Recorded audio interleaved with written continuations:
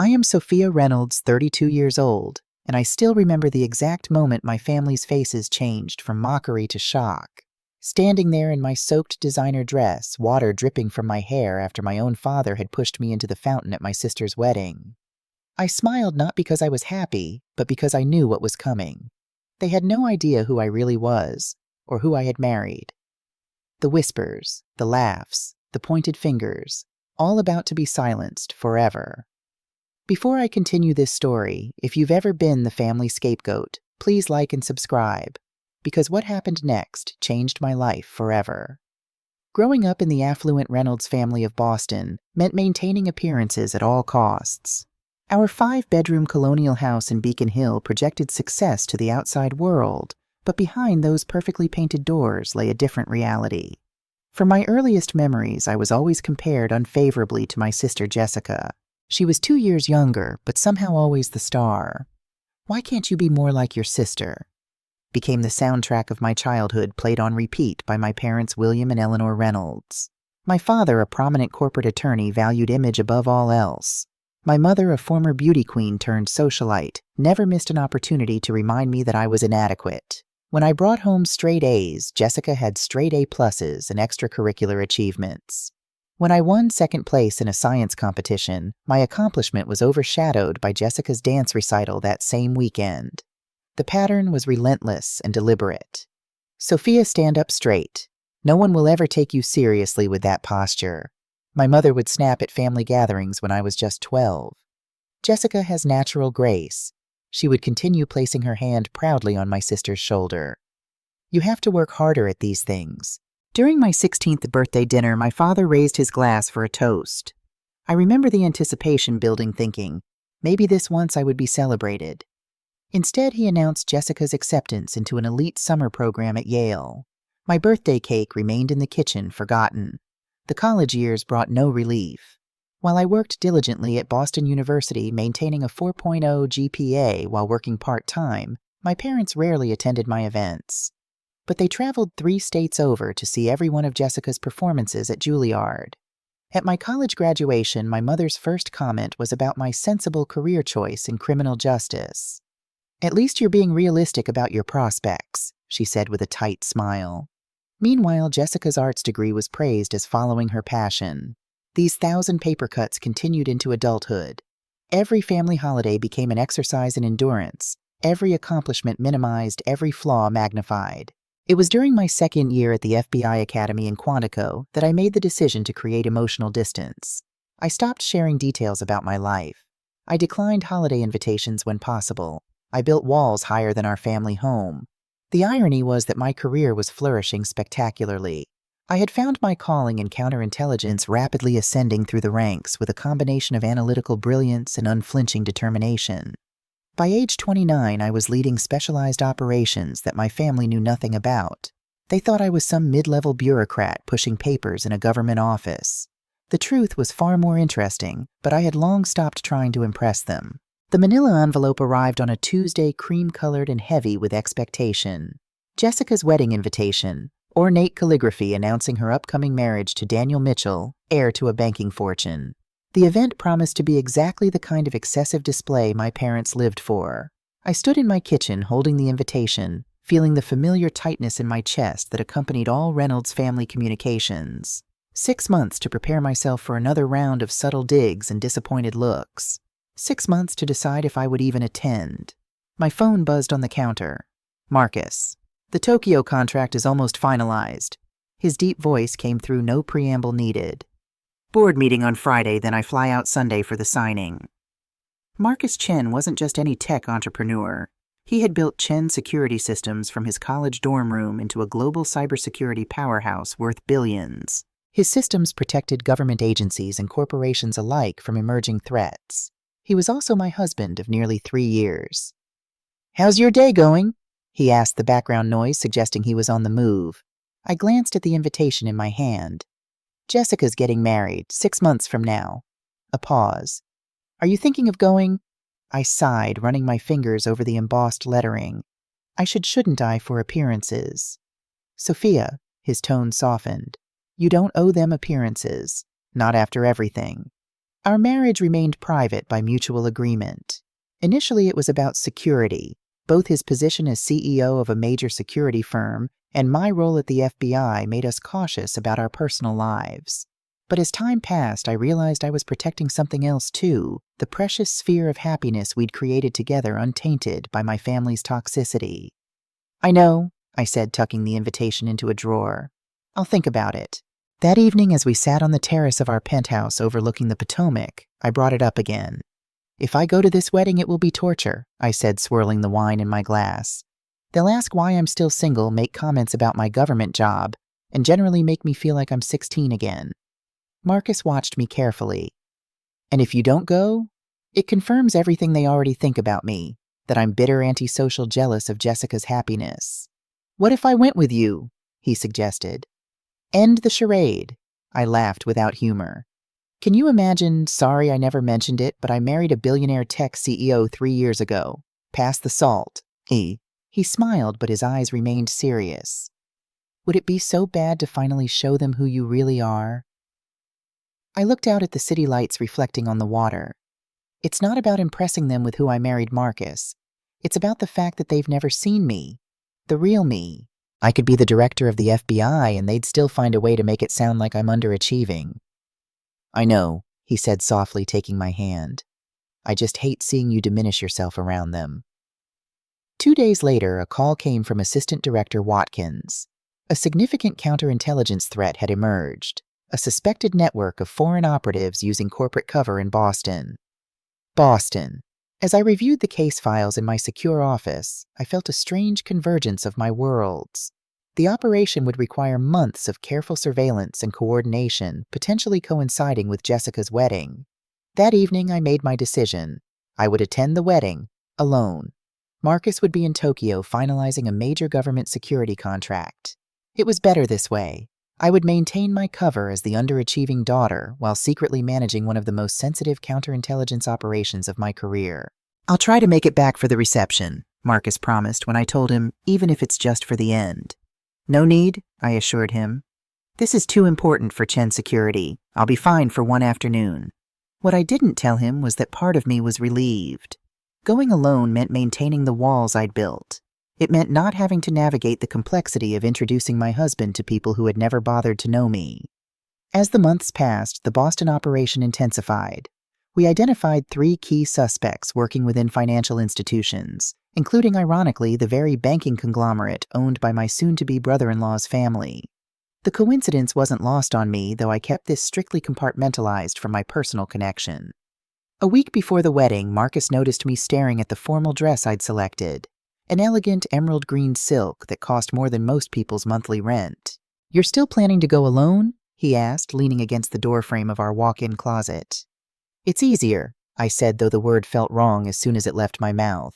Nothing about my relationship with my family had ever been easy. Marcus crossed to me, his hands gentle on my shoulders. "I'm worried about you. These people have a way of getting under your skin even when you think you're prepared." I smiled, touching his face. "I've faced down foreign intelligence agents. I think I can handle my mother's passive-aggressive comments about my hair." But later that night, as Marcus slept beside me, I stared at the ceiling, rehearsing responses to imagined slights, preparing my emotional armor. The truth was, I'd rather face a room of hostile operatives than spend an afternoon with my family.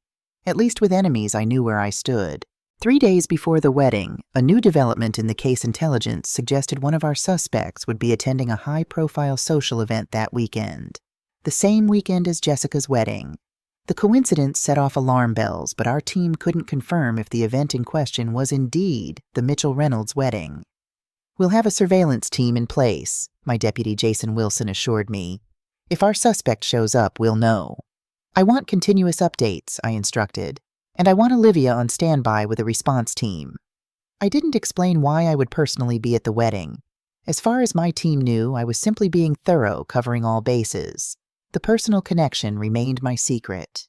The night before I left for Boston, Marcus held me close, his voice low against my ear. "I've sent a security team ahead to the Fairmont. They'll maintain distance, but they'll be there if you need them." I pulled back, surprised. "You did what just a precaution," he said. "After what you've told me about your father's temper, your mother's manipulations.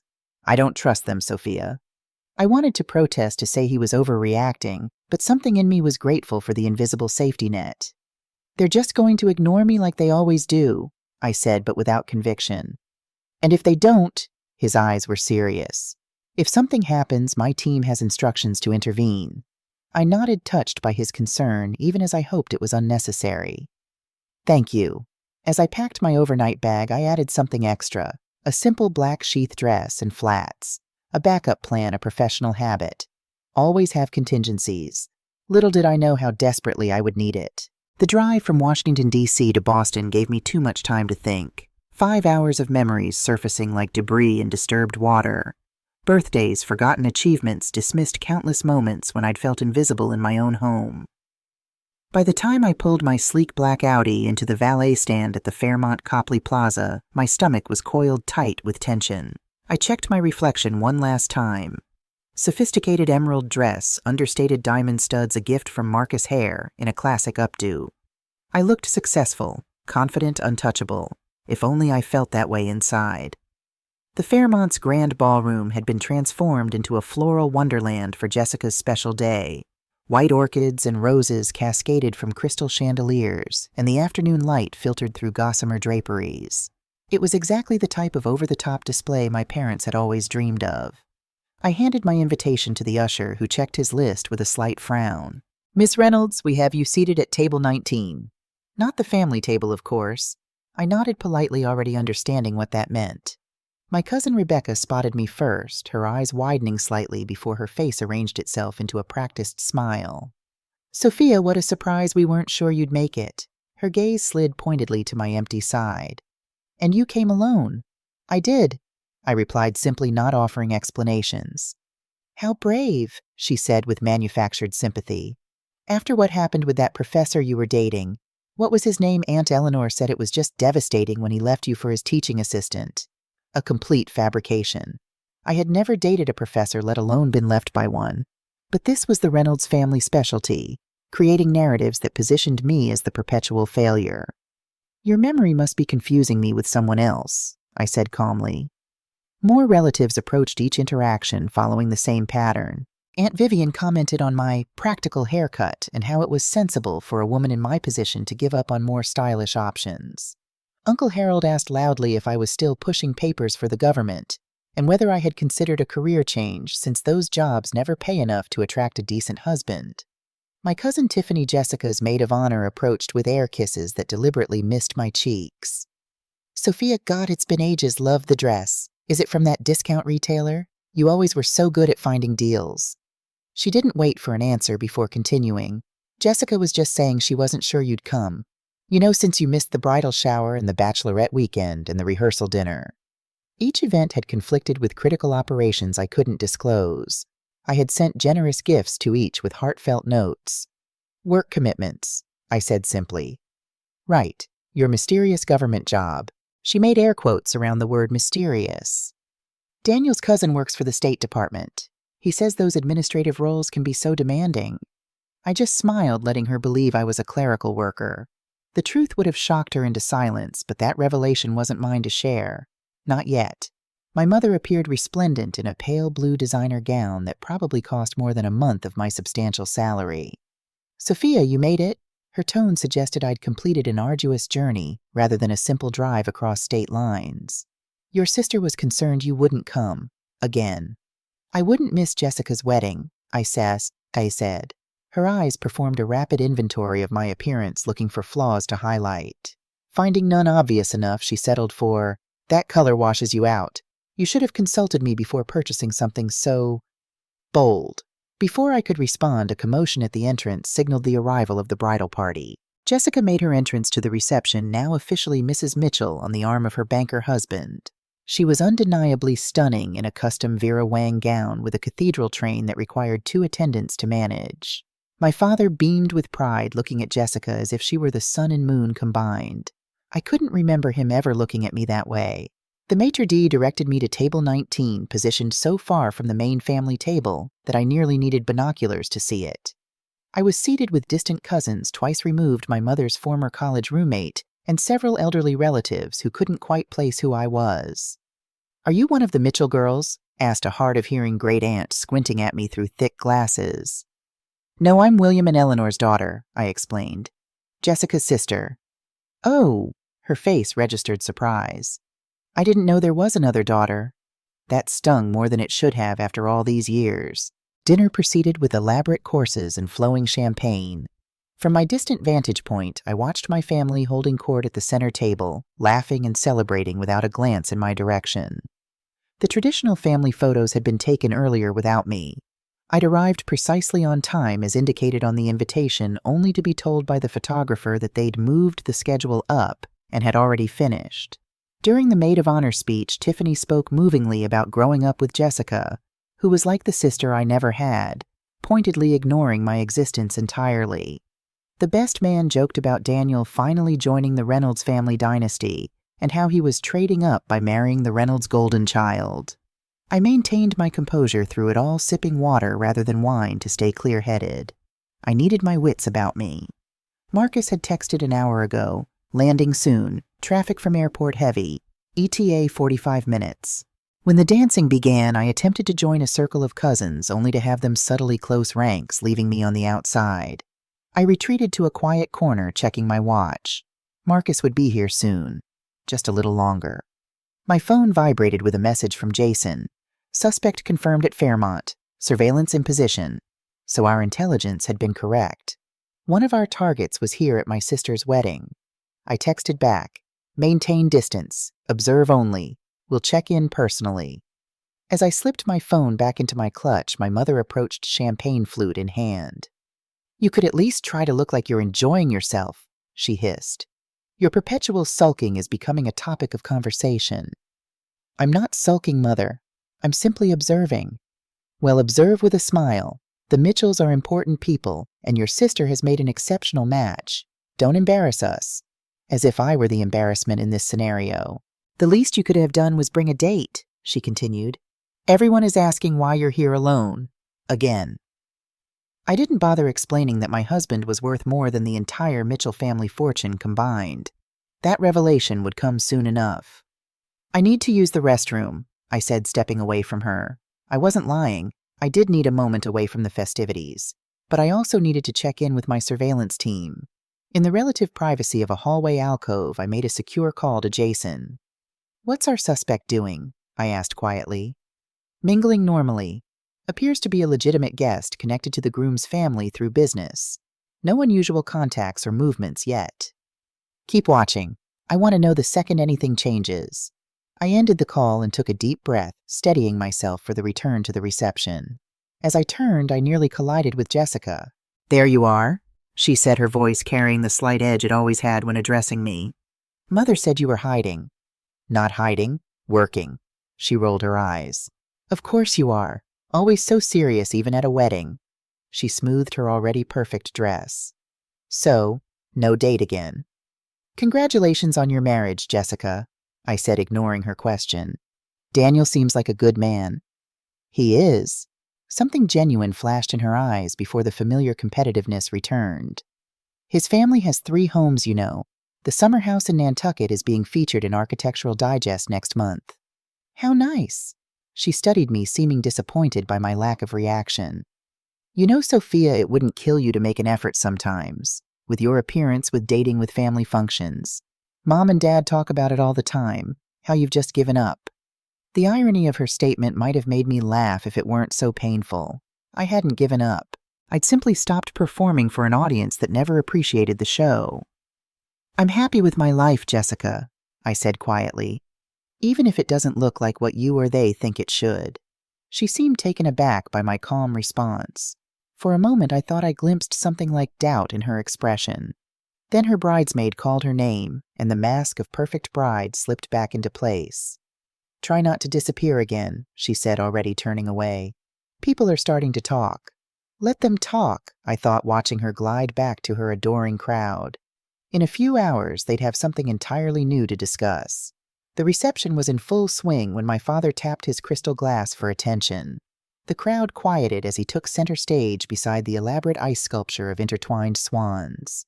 Today, he began, his voice carrying the practiced projection of a seasoned attorney, is the proudest day of my life.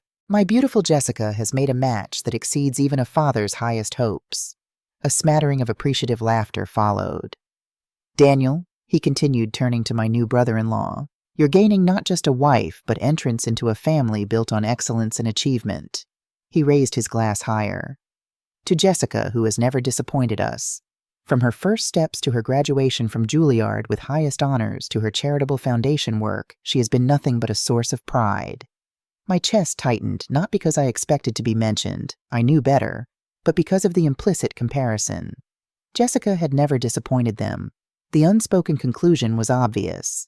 As he continued extolling Jessica's virtues, I quietly slipped away toward the terrace doors. I needed airspace a moment to regroup before Marcus arrived.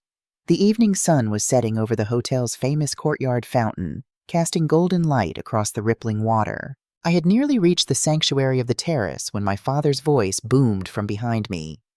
"Leaving so soon, Sophia?" I turned slowly. He stood 10 feet away, microphone still in hand, the entire reception looking in our direction. My mother and Jessica flanked him, identical expressions of disapproval on their perfect faces. "Just getting some air," I replied, keeping my voice steady. "Running away, more like it," he said, and the microphone amplified his words to the entire room. Classic Sophia disappearing when family obligations become inconvenient. A flush of heat crawled up my neck. "That's not true." "Isn't it?" His voice had taken on the cross-examination tone I remembered from childhood. "You've missed half the wedding events. You arrived alone without even the courtesy of bringing a +1. The room had fallen completely silent. "I'm sorry if my attendance alone offended you," I said carefully. "She couldn't even find a date," my father announced to the room, and scattered nervous laughter followed. 32 years old and not a prospect in sight. Meanwhile, your sister has secured one of Boston's most eligible bachelors. The laughter grew louder, encouraged by his showmanship. "Dad," I said quietly, "this isn't the time or place." "It's exactly the time and place," he retorted, advancing toward me. "This is a celebration of success, a family achievement, something you would know nothing about." Each word was a calculated barb designed to penetrate years of carefully constructed armor. I glanced at my mother and sister, looking for any sign of intervention. They simply watched. My mother with a tight smile, Jessica with barely concealed satisfaction. "You think we don't know why you're really alone," my father continued. "Why you hide behind that mysterious government job. You've always been jealous of your sister's accomplishments. Always the disappointment. Always the failure." He was inches from me now, the microphone lowered, but his voice still carrying in the hushed room. Decades of resentment had transformed his face into something almost unrecognizable. "Dad, please stop," I whispered, aware of hundreds of eyes on us. "Stop what?" "Telling the truth. The truth that you've never measured up, that you're an embarrassment to the Reynolds name." His voice rose with each question. Something inside me snapped, not toward anger, but toward a strange, calm clarity. "You have no idea who I am," I said quietly. "I know exactly who you are," he snarled. And then it happened. His hands connected with my shoulders, a forceful shove that caught me completely off guard. I stumbled backward, arms windmilling, but there was nothing to grab onto. For a suspended moment, I felt weightlessness. Then the shocking cold as I plunged backward into the courtyard fountain. Water engulfed me. My carefully styled hair collapsed. My silk dress billowed, then clung, and my makeup surely ran in rivulets down my face. The physical shock was nothing compared to the realization that my own father had just publicly humiliated me at my sister's wedding. The crowd's reaction came in waves, first shocked gasps, then uncertain titters, finally erupting into full-throated laughter and even scattered applause. Someone wolf whistled. Another voice called out, "Wet t-shirt contest after the garter toss." More laughter, more applause. I pushed myself up, water streaming from my ruined dress. My heels slipped on the fountain's slick bottom as I found my footing. Through dripping strands of hair, I saw my father's triumphant expression, my mother's hand covering a smile, my sister's undisguised glee. The photographer snapped picture after picture, capturing my humiliation for posterity. This would be in the wedding album passed around at future family gatherings. Another chapter in the Sophia the Failure narrative. But something unexpected happened in that fountain. As the cold water shocked my system, so too did a realization. I was done. Done seeking approval. Done accepting mistreatment. done hiding who I really was. I stood fully upright in the fountain water cascading from my designer dress. I pushed back my soaked hair and looked directly at my father. "Remember this moment," I said, my voice carrying across the suddenly quiet courtyard. Not shouting, not emotional, just clear and precise. The smile froze on my father's face. Something in my tone must have registered because uncertainty flickered in his eyes. "Remember exactly how you treated me," I continued, stepping carefully toward the fountain's edge. "Remember the choices you made. Remember what you did to your daughter, because I promise you I will." I climbed out of the fountain with as much dignity as my soaked condition allowed. A stunned silence had replaced the laughter. Even my father seemed momentarily at a loss for words. The memory of a similar public humiliation flashed through my mind. High school graduation, when my father had interrupted my valedictorian speech to loudly comment that memorization had always been Sophia's only talent. The audience had laughed then, too. I had shrunk into myself, becoming smaller. Not this time. I walked through the crowd, water dripping with each step, creating a trail across the expensive carpet. No one stopped me as I made my way to the ladies' room. No one offered help. No one spoke. And strangely, I was okay with that. For the first time in my life, I didn't need anything from these people. The ladies' room of the Fairmont was blessedly empty when I pushed through the door. I caught sight of myself in the gold-framed mirror, mascara streaked down my cheeks, hair plastered to my skull, the emerald dress now a darker forest green saturated with water. And yet I didn't feel defeated. I felt oddly liberated. My phone had been in my clutch, which thankfully I'd left at table 19 before the fountain incident. I retrieved it from a concerned-looking elderly cousin who'd guarded it for me, then returned to the bathroom to text Marcus. "How close are you?" His response came immediately, 20 minutes out. "Traffic clearing, everything okay?" I hesitated before typing. Dad pushed me into the fountain in front of everyone. 3 dots appeared instantly, disappeared, reappeared. Finally, "I'm coming. 10 minutes, security team already at perimeter." I hadn't known he'd sent a security team ahead. That was Marcus, always thinking 10 steps ahead, always protecting what mattered to him. And somehow, incredibly, I mattered to him. The bathroom door swung open and a young woman entered. One of Daniel's cousins, I thought. She stopped short when she saw me. "Oh, are you okay?" she asked, genuine concern in her voice. "I'm fine," I replied, straightening my spine. "Just a little wet," she hovered uncertainly. "Everyone's talking about what happened. It was really awful of your dad." Her unexpected kindness nearly broke my composure. "Thank you for saying that." "I have a spare dress in my car," she offered. "It might be a little big, but—" "That's incredibly kind, but I have a change of clothes in my car. A professional habit. Always have backup options." I smiled slightly. "Could you walk with me to the valet? I'd rather not wade through the crowd alone." "Of course," she said. "I'm Rachel, by the way. Daniel's step-cousin from his mom's second marriage. Basically the Mitchell family outlier." "Sophia," I replied, offering my dripping hand. "Reynolds' family scapegoat. Pleasure to meet you." She laughed, and somehow that small moment of connection steadied me. Rachel ran interference as we made our way through a side exit to the valet stand. I retrieved my backup outfit from the Audi's trunk, a simple black sheath dress and flats I kept for emergencies. 10 minutes in a nearby restroom, and I'd managed to transform myself from drowned rat to reasonably presentable professional. As I applied fresh makeup, I thought about my life, my real life, not the distorted version my family perceived. I had graduated top of my class at Quantico. I had led operations that saved American lives. I had earned the respect of hardened field agents and Washington officials alike.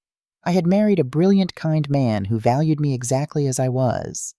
None of that validation had come from the people currently celebrating in the ballroom. And maybe that was the point. Maybe true worth is only found outside the funhouse mirrors of toxic family dynamics. I checked my watch. Marcus would arrive any minute.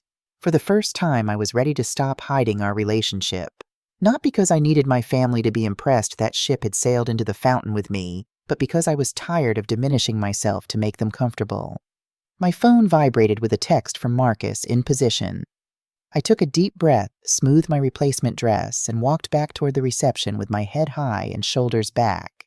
Rachel had returned to her table, but she gave me an encouraging thumbs up as I passed. The festivities had resumed in my absence. The dance floor was crowded, the bar busy, the cake waiting to be cut. No one noticed me immediately, which allowed me to position myself strategically near the main entrance. I spotted my mother first, holding court with several of her socialite friends, gesturing animatedly. As I drew closer, her words became clear. Always been difficult. We've tried everything with her. Absolutely everything. The best schools, the best therapists. Such a shame, agreed one of her friends, especially with Jessica being so successful. Same parents, same opportunities. Genetics are mysterious.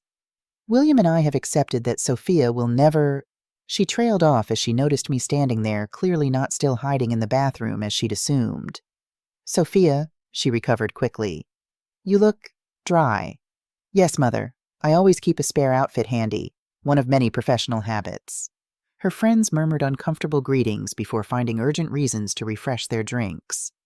Was humiliating me part of the wedding itinerary, or did Dad improvise that part? I asked quietly. Don't be dramatic, she hissed. You were trying to slink away as usual. Your father simply lost patience with your antisocial behavior. Pushing your adult daughter into a fountain is not a normal response to perceived antisocial behavior. Perhaps if you had brought a date, made any effort at all to participate in your sister's happiness, instead of making everything about your mysterious job and your perpetually busy schedule, things would have gone differently. I studied my mother's face, searching for any sign of the protective instinct that should have been there. There was nothing but annoyance that I had disrupted her narrative. You know what's interesting, Mother? I've never once made anything about me. In fact, I've spent my entire life trying to take up as little space as possible in this family, and it still wasn't enough. A commotion at the entrance caught everyone's attention. The distinct sound of multiple car doors closing in rapid succession. The appearance of two men in impeccable suits conducting a subtle security sweep. My mother frowned. What's happening? If the Mitchells arranged additional security without consulting us, I checked my watch. Right on time, I murmured. The sleek black Maybach had arrived, followed by two equally impressive security vehicles. The wedding guests had noticed now. Conversations paused as attention shifted toward the entrance. Even the music seemed to quiet. My heart quickened despite my outward calm. After 3 years of marriage, Marcus still had that effect on me. And in approximately 60 seconds, my family would finally meet my husband. The double doors to the ballroom swung open with authority. 2 security personnel entered first. I recognized Jason and our team member Olivia, their alert eyes scanning the room with professional efficiency. They wore impeccable suits that couldn't quite disguise their military bearing. Whispers rippled through the reception. The father of the bride approached the security men with an affronted expression. Excuse me, my father began, puffing up his chest. This is a private event. If you're looking for the corporate conference, it's in the West Wing. Jason simply looked through him as if he were transparent. Olivia touched her earpiece and spoke quietly. Perimeter secure. Proceeding. And then Marcus walked in. My husband had always had a commanding presence, but today he seemed to fill the entire doorway. 6'2" with shoulders broadened by years of swimming, he wore a custom Tom Ford suit that subtly screamed wealth and power. His dark hair was slightly windblown. He'd probably come straight from the helicopter pad on the roof, and his jawline could have cut glass, but it was his eyes that always undid me. Intensely dark and laser-focused, they scanned the room in seconds before landing directly on me. The moment they did, his serious expression softened into the private smile reserved only for me. He moved through the crowd with the confidence of someone who never questioned his right to be anywhere. People instinctively stepped aside, creating a path directly to where I stood. I was vaguely aware of my mother beside me, her body going rigid as she realized this imposing man was heading straight for us. Behind him, 4 more security personnel had entered, positioning themselves strategically around the perimeter of the ballroom. Sophia, Marcus said when he reached me, his voice a warm baritone that carried in the now hushed room. He took my hands in his thumbs brushing over my knuckles in our private gesture of connection. Sorry I'm late. You're right on time, I replied, feeling truly steady for the first time that day. He leaned down and kissed me, not a showy display, but a genuine greeting between partners. His hand moved protectively to the small of my back as he turned to face my mother. Mrs. Reynolds, he said with perfect politeness that somehow still conveyed zero warmth. I'm Marcus Chen, Sophia's husband. My mother's face went through a spectacular series of expressions, confusion, disbelief, calculation, and finally a strained attempt at delight. "Husband," she repeated, her voice unnaturally high.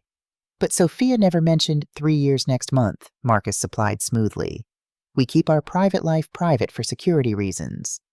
My father had pushed his way through the onlookers and arrived at my mother's side.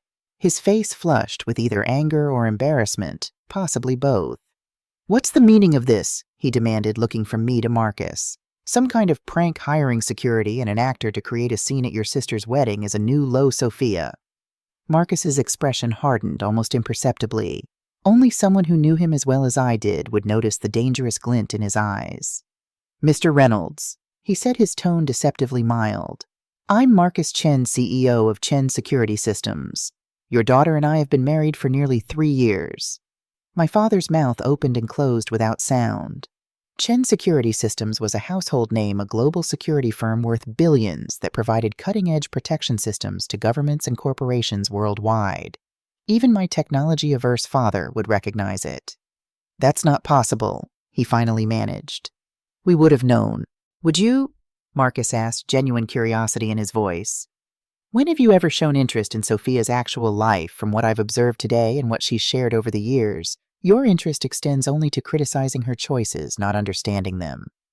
My sister had appeared now, her white gown making her look like an apparition floating through the stunned guests. Daniel followed in her wake, his expression torn between confusion and fascination. "What's happening?" Jessica demanded. "Who are these people?" "Apparently," my mother said faintly, "your sister has a husband." "That's ridiculous," Jessica scoffed. "She's making it up for attention. On my wedding day." Marcus's arm tightened around my waist, not possessively but supportively. "Mrs. Mitchell, congratulations on your marriage," he said. "I apologize for missing the ceremony. International business obligations kept me in Tokyo until a few hours ago." His impeccable manners made Jessica's rudeness stand out in stark relief. She flushed, looking uncertainly between Marcus, the security team, and the increasingly interested wedding guests. "Is this some kind of joke?" My father found his voice again. "You expect us to believe that our Sophia secretly married a billionaire tech CEO?" supplied one of Bradford's friends from the back, who had apparently Googled Marcus on his phone. "Holy, that's really Marcus Chen Forbes cover last month. Net worth estimated at $12 billion. A collective gasp rippled through the room. My mother swayed slightly, reaching for the back of a chair to steady herself. "I don't understand," she whispered. "Why wouldn't you tell us?" For the first time, her question seemed genuine rather than accusatory. I almost felt sorry for her. "When have you ever wanted to hear about my success, Mother? When have you ever celebrated anything about me?" She had no answer. "As for me," Marcus continued smoothly, "I've been looking forward to meeting the family Sophia has described so vividly. Though I admit, after witnessing your behavior today, I find myself rather—" He paused, selecting his word carefully, "disappointed." My father's face darkened. "Now listen here, young man." "No, Mr. Reynolds," Marcus interrupted, his voice suddenly hard as steel. "You listen. I watched from the terrace as you publicly humiliated your daughter. I saw you push her into that fountain. I heard the things you said to her." The blood drained from my father's face. "Under normal circumstances," Marcus continued, "such an assault would have immediate consequences. My security team was prepared to intervene, but Sophia signaled them to stand down. That's the kind of person your daughter is. Even after your despicable behavior, she didn't want to create a scene at her sister's wedding." The room had gone completely silent. Even the waitstaff had frozen in place. "Fortunately for you," Marcus finished, "my wife is a better person than I am. Because if anyone ever treated her that way again, my response would not be nearly so measured." The threat, though delivered in the most civilized tone possible, hung in the air like storm clouds. At that precise moment, as if choreographed for maximum dramatic effect, the ballroom doors opened once more. 2 individuals in crisp business attire entered their posture, alerting me immediately to their identities, even before I saw their faces. Jason and Olivia, my most trusted team members from the bureau. They approached with purposeful strides, coming to a stop a respectful distance from where Marcus and I stood with my family. "Director Reynolds," Olivia said, formally using my official title. "I apologize for the interruption, but there's a situation requiring your immediate attention." The title hung in the air for a beat before the whispers started. Director, did she say Director Reynolds? What department? My father's confusion was almost comical. Director of what, some minor government office? Yee. Marcus's smile was razor sharp. Your daughter is the youngest Deputy Director of Counterintelligence Operations in FBI history, Mr. Reynolds. Her work has saved countless American lives and earned her the highest security clearance possible. More gasps, more whispers. My mother looked as though she might faint. Jessica stepped forward, her bridal glow diminished by confusion and dawning horror. That's impossible. Sophia is just what, Jessica? I asked quietly. Just your disappointing older sister. Just the family scapegoat. Just the perpetual failure. She had no answer. The Sophia Reynolds I know, Marcus said, his voice carrying easily through the silent room, is brilliant, courageous, and formidable. She has the respect of hardened field agents and government officials alike. She makes decisions daily that affect national security. He turned to look directly at my father. And for some inexplicable reason, she still cared enough about your approval to attend this wedding, despite knowing exactly how you would treat her. My father seemed to have aged 10 years in the last 5 minutes. The confident, bullying attorney had vanished, replaced by a confused old man trying to reconcile his lifelong narrative with this new reality. Why didn't you tell us? He asked, his voice smaller than I'd ever heard it. Would you have believed me? I replied simply. Or would you have found a way to diminish this too? His silence was answer enough. Jason approached, holding a secure tablet. Director, I hate to press, but we need your authorization on this operation. I took the tablet, scanned the information, and made a quick decision. Proceed with option 2, but increase surveillance on the secondary target. I'll call in for the full briefing in 20 minutes. Yes, ma'am, Jason replied, accepting the tablet back. The professional exchange happened in seconds, but its impact on the room was seismic. This wasn't play acting. This wasn't an elaborate ruse. This was real power, real responsibility, and I wielded it with casual confidence. Marcus checked his watch. We should go. The helicopter is waiting, and we have the Tokyo team on standby for the video conference at 9. I nodded, then turned to face my stunned family one last time. Congratulations on your wedding, Jessica. I wish you and Daniel every happiness. My sister seemed incapable of speech. Daniel, to his credit, stepped forward and offered his hand to Marcus. It was an honor to meet you, Mr. Chen, and you, Director Reynolds. I hope we'll have the opportunity to get to know each other better in the future. His sincerity was unexpected and rather touching.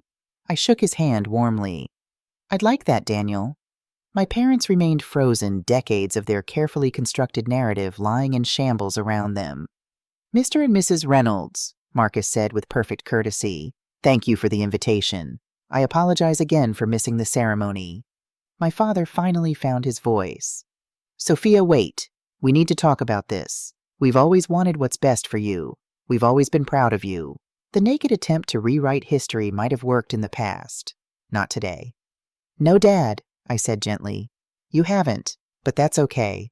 I don't need you to be proud of me anymore. And with that, Marcus and I turned and walked out of the ballroom, my security team falling into formation around us. Behind us, the whispers had erupted into full-voiced exclamations. The Reynolds family would never be the same, and neither would I. The sleek black helicopter waited on the Fairmont's rooftop helipad, its blades already beginning their lazy rotation.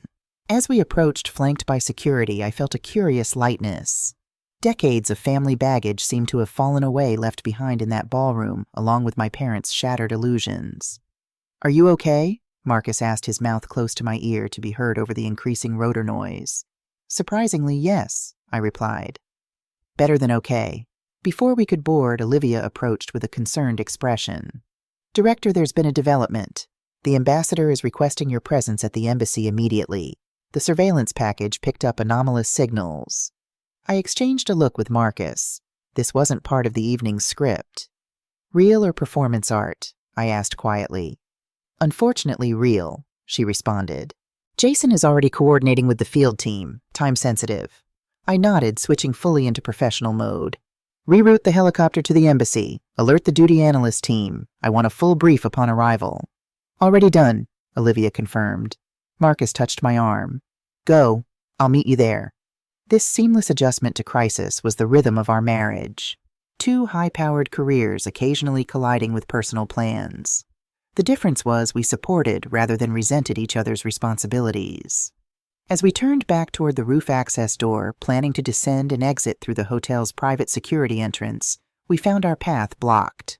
My mother stood there slightly breathless from having apparently rushed up several flights of stairs. Her perfect coiffure had wilted slightly, and her immaculate makeup couldn't hide her pallor. "Sophia," she said, her voice unusually uncertain, "you can't just leave like this. We need to talk." I glanced at Olivia, who nodded discreetly and stepped back to give us a moment of privacy. "I have a work emergency, Mother. National security doesn't wait for family reconciliations." "National security," she repeated as if tasting the words for the first time. "You really are what they said. A director at the FBI. Deputy Director of Counterintelligence Operations," I confirmed. "For the past 18 months. Before that, I was assistant director for 3 years. She seemed to be struggling to integrate this information with her long-held image of me. But why the secrecy? Why not tell us? We would have been so proud, I finished for her. Would you? Or would you have found a way to minimize it? Compare it unfavorably to Jessica's achievements. Suggest I got the position through connections rather than merit. Her flinch told me I'd hit the mark. "And the marriage," she pressed. 3 years, he said. 3 years. And you never thought to mention you had married one of the wealthiest men in the country. I noticed her emphasis on Marcus's wealth rather than any of his other remarkable qualities. Even now, status was her primary concern. "Our marriage is private for multiple reasons," I explained patiently. "Marcus's position makes him a potential target. My position involves classified work, and frankly, I wanted something in my life that wasn't subject to the Reynolds family critique." The helicopter pilot signaled that we needed to depart. Time was running short. "I have to go," I said. "There's a legitimate national security situation developing." "Will you come back?" she asked. And for the first time in my adult life, I heard genuine uncertainty in her voice. To let us get to know you." The question surprised me. I studied her face looking for the manipulative mother I'd known all my life. Instead, I saw confusion, hurt, and perhaps a dawning realization of all she'd missed. "I don't know," I answered honestly. "That depends on whether you're interested in knowing the real me or just the successful version that now meets with your approval." She had no immediate response to that. "Think about it," I suggested. "Really think about whether you want a relationship based on who I actually am, rather than who you always wished I would be." I turned to go, but her voice stopped me once more. "Your father would never admit it," she said quietly. "But he was wrong today. What he did was unforgivable." It wasn't quite an apology, but it was more acknowledgement than I'd ever received. "Thank you for saying that," I replied. "I need to go."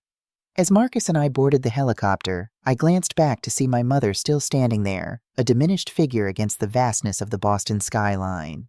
For the first time, I saw her not as the intimidating matriarch of my childhood, but as a woman who had constructed her entire identity around appearances and social standing, and who was now facing the collapse of her carefully maintained illusions. I felt an unexpected pang of something like compassion. The embassy situation turned out to be legitimate, but manageable encrypted communications, suggesting a potential security breach that my team efficiently contained within 2 hours. By 11 p.m., Marcus and I were finally alone in our penthouse overlooking the Charles River. "Some wedding," he remarked, loosening his tie as we stood on the terrace. The city lights reflected off the water, creating a tapestry of glimmering patterns. "Not quite how I planned to introduce you to the family," I admitted, slipping off my shoes. "I thought it went rather well, actually," he said with a slight smile. "The look on your father's face when Olivia called you director was worth the price of admission." I laughed despite myself. That was rather satisfying. "Your mother followed you to the roof," he noted. "That seems significant." "I'm not sure what it means yet," I said honestly. 32 years of patterns don't change in an afternoon. "No," he agreed, "but revelations can sometimes create openings for change." He pulled me gently into his arms. "Whatever you decide about your family, I'm with you. If you want to explore reconciliation, I'll support that. If you want to maintain distance, I'll support that too." This was what real love felt like. Not the conditional approval I'd sought from my family for decades, but unconditional support regardless of my choices. 3 weeks after my sister's wedding, Marcus and I sat in our favorite corner of Thinking Cup Cafe on Newbury Street. Despite our combined net worth and status, we enjoyed these small moments of normality, good coffee, quiet conversation, and people watching in a place where we weren't immediately recognized. "Your mother called again yesterday," Marcus mentioned, stirring his Americano. "That's the 3rd time this week." I nodded, watching pedestrians hurry past the window. The Boston fall had painted the trees along Commonwealth Avenue in brilliant reds and golds. She left another voicemail, invited us to Sunday dinner. "Are you considering it?" His tone was neutral, offering neither encouragement nor discouragement. "I'm not sure," I admitted. "Part of me thinks it's just damage control. The Reynolds family image took quite a hit when word got around about what happened at the wedding." The story had indeed circulated rapidly through Boston's upper social circles. My father's law firm partners had expressed concern about his judgment. My mother had been quietly removed from the chairperson position of her beloved charity board. Apparently, publicly humiliating your FBI director daughter and alienating your billionaire son-in-law was bad for business and social standing. "And the other part," Marcus prompted. I sighed, tracing the rim of my mug. "The other part wonders if this might be the first genuine interest they've ever shown in knowing me. The real me, not their projection." The weeks following the wedding had brought an avalanche of family communication emails, texts, calls, even handwritten letters. My father's alternated between defensive justifications and awkward attempts at reconciliation. My mother's were more directly apologetic, though still threaded with hints that I should have told them about my important position sooner. Jessica had sent a single text from her honeymoon: "We need to talk when I'm back." Nothing more. The most surprising development had been my growing friendship with Rachel Daniels' step-cousin. True to her word, we'd met for drinks where she'd confessed to always feeling like an outsider in the Mitchell family, a sentiment I understood all too well. Her genuine interest in my work, what I could share of it, and her complete lack of agenda was refreshing. "I've been thinking about something Dr. Chin said in therapy last week," I told Marcus, referring to the counselor I'd started seeing to process my family dynamics, about how setting boundaries isn't about punishing others but protecting yourself. Marcus nodded. "I like that distinction. I think I can have some form of relationship with my family." I continued working through my thoughts aloud. "But it needs to be on new terms. No more diminishing, no more comparisons, no more accepting disrespect to keep the peace." "That sounds healthy," Marcus agreed. "And if they can't meet those terms, then I continue building my life with the people who can," I said simply. "You, my friends, my colleagues, the family I've chosen." My phone buzzed with an incoming call. Jason, my second-in-command at the bureau. I answered immediately. "We've got movement on the Richardson case," he said without preamble. "Surveillance picked up a meeting at the specified location. Team is in position." "I'll be there in 20 minutes," I replied, already gathering my things. Marcus was doing the same, accustomed to our interruptions. "Need a ride?" he asked as we stepped onto the busy sidewalk. "My meeting at MIT isn't for another hour." "Thanks, but I've got the bureau car today." I nodded toward the black SUV parked discreetly down the block where my security detail waited. He kissed me goodbye, and we headed in opposite directions, him toward his innovative tech empire, me toward the delicate work of protecting national security, each supporting the other's mission without resentment or competition. That evening, after a successful operation that resulted in the capture of a significant counterintelligence target, I made a decision. I called my mother. "Sunday dinner," I said when she answered. "Marcus and I will come, but we need to establish some ground rules first." Her immediate agreement was telling. The old Eleanor Reynolds would have bristled at conditions. This new version, humbled by revelations and consequences, was at least willing to listen. The dinner itself was predictably awkward. My father vacillated between defensive posturing and attempts at showing interest in my career. My mother tried too hard, nervously over-explaining the provenance of every dish as if hosting foreign dignitaries. Jessica and Daniel arrived late. Their dynamic was interesting to observe. He seemed genuinely pleased to see Marcus and me, while she maintained a careful distance, still processing her displacement from the family spotlight. But there were moments, brief tentative moments, of something like genuine connection. My father asked thoughtful questions about a recent cybersecurity initiative Marcus's company had implemented for government agencies. My mother produced a box of my childhood achievements she'd apparently kept all these years: debate trophies, academic awards, science competition medals, evidence that perhaps she'd noticed more than she'd acknowledged. Most surprising was Jessica's request to speak privately after dinner. In the garden where we'd played as children, my sister struggled visibly with words that didn't come easily to her. "I didn't know," she said finally, "about your job, your husband, your life." "You never asked," I pointed out not unkindly. "I know." She twisted her wedding ring nervously. I think I liked being the favorite. It was easier not to question it." Her honesty was unexpected. "Daniel says I need to examine why I felt threatened by your success," she continued. "Even before I knew about all this." She gestured vaguely, encompassing my career, marriage, and status. "He thinks we could both benefit from family therapy." I studied my sister, really looked at her, perhaps for the first time in years. Behind the perfect exterior, I glimpsed uncertainty, insecurity even. The golden child role came with its own burdens, its own impossible expectations. "I'd consider that," I said carefully. "Not immediately, but eventually." It wasn't forgiveness exactly, but it was an opening. A small crack in the fortress walls I'd built around my heart where family was concerned. The months that followed brought slow, imperfect progress. Weekly family dinners gradually became less strained. My parents learned to respect the boundaries I established. My father attended anger management therapy, reluctantly at first, then with growing self-awareness. My mother and I began tentative mother-daughter outings that sometimes ended in tension, sometimes in genuine laughter. Healing wasn't linear. There were setbacks, moments when old patterns reasserted themselves, when my father's temper flared or my mother's criticism surfaced. But there was also accountability that had never existed before, a willingness to acknowledge harm and attempt repair. The most profound change, however, wasn't in my family but in myself. I no longer measured my worth by their approval. I no longer diminished my achievements to make others comfortable. I no longer accepted disrespect as the price of belonging. One particularly meaningful moment came 3 months after the wedding. I had invited my parents to a small ceremony where I received a commendation for leading a complex counterintelligence operation. It was the first time they had been permitted into this part of my world after thorough background checks and security clearances. I watched my father's face as the FBI director praised my work, detailing in appropriately vague terms how my team had neutralized a significant threat to national security. There was something new in his expression, not pride exactly, more like genuine astonishment, as if he were seeing me clearly for the first time. Afterward, as we stood at the reception, my father cleared his throat awkwardly. "I never understood," he said, the words seeming difficult for him. "All those years I thought you were less. I was wrong." It wasn't a full apology, but from William Reynolds it was seismic.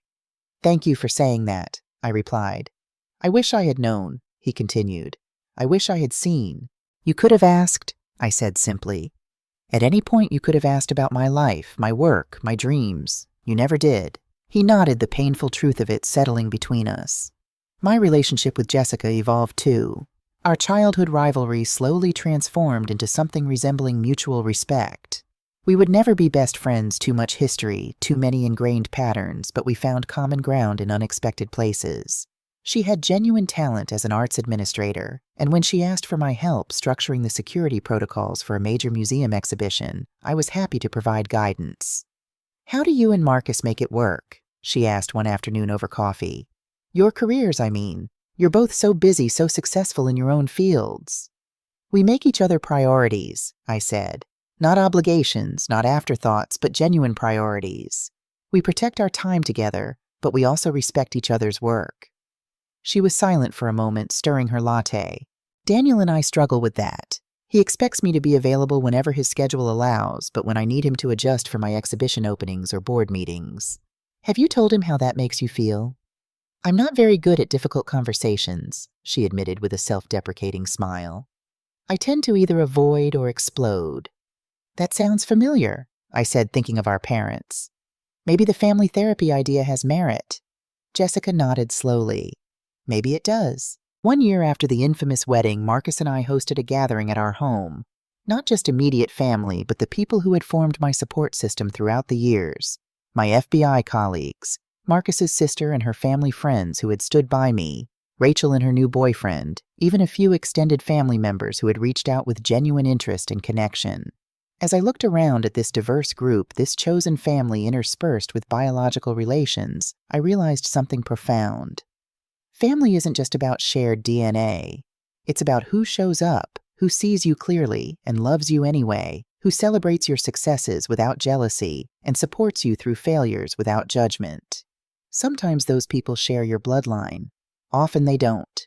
The magic happens when you stop forcing connections where they don't naturally exist and instead nurture the ones that bring mutual joy and growth. Standing in our kitchen preparing to bring out dessert, I felt Marcus's arms encircle me from behind. "Happy?" he asked simply. I leaned into his embrace, watching through the doorway as my father engaged in animated conversation with Jason about fishing techniques, while my mother showed Rachel photos on her phone and Jessica's musical laugh rang out at something Daniel had said. Not perfect, still complicated, but real in a way it had never been before. "Yes," I answered truthfully. "I am." A week later, I received an unexpected package at my office. Inside was an old, worn teddy bear I hadn't seen in decades, my childhood companion Mr. Whiskers, who had mysteriously disappeared when I was 12. There was a note in my mother's elegant handwriting. "I found him in the attic. I took him from you after you brought home that science award thinking you were too old for such things and needed to grow up. It was cruel and unnecessary.